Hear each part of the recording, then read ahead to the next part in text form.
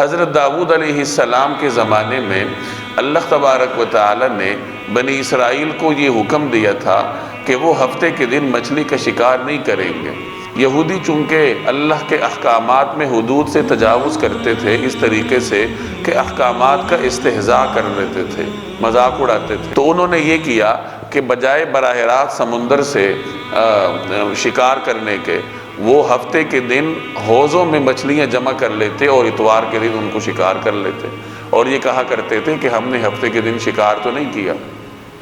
تو چونکہ یہ اللہ تبارک و تعالیٰ کے حکم کے ساتھ ایک قسم کا استہزاء تھا،